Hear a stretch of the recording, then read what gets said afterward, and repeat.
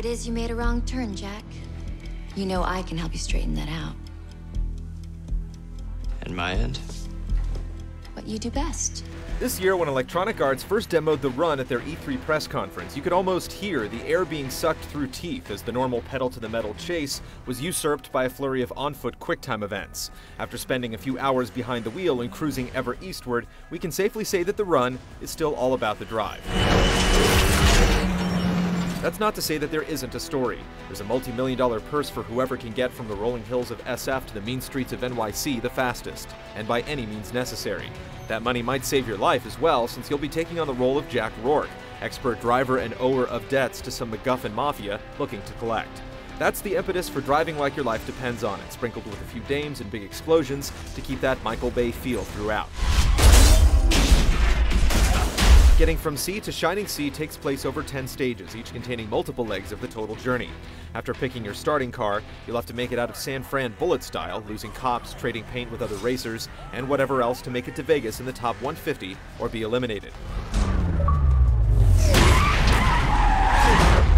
Beelining to New York will take you through national forests rife with off-road shortcuts, as well as Death Valley's obscuring sandstorms. The general idea of finishing a race is replaced with eliminating other racers, making up time, and evading the good men of the Highway Patrol.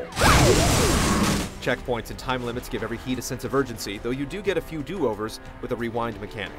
The mini-map will reveal alternate routes, but don't get too adventurous off the pavement or you'll forfeit a rewind when you go out of bounds. Likewise, take too many hits and you'll have to try again. Though your licensed car can take a lot of punishment, something the game doesn't hesitate to show off. There's even an in-race photo mode that lets you snap shots. The Run has a pick-up-and-play feel. Drafting takes some finesse at first, and you may need to make liberal use of the rewind feature as you get the hang of things, but soon passing rivals at 100+ miles per hour or grabbing some air will feel like second nature, awarding experience points as well that let you level up to unlock cars and more. Simply ramming police barricades and fender bending your way to first place works, but can cost you speed and even XP. Pass someone without leaving a dent and be rewarded with more points. Blow by a few in rapid succession for an even bigger bonus. Knowing when to use your Nitro Boost is key. It regenerates slowly on its own, but can be boosted by foolhardy stunts like heading into oncoming traffic. Do well, and you're able to flaunt your greatness with the return of Autolog, which lets all your friends know how much better you did on any particular segment. XP also comes into play during multiplayer, where placing and meeting certain goals result in an XP boon. We tried out two different modes, but both had an emphasis on finishing first. Everything is locked into the same tier of cars for the races, with randomized playlists of varying difficulty. Stick with your group for another go, and a roulette wheel comes on offering rewards for top performers, like profile items, to customize your look. The other mode only lets you use Need for Speed's signature cars, so we took our green Unruly Legend out for another circuit.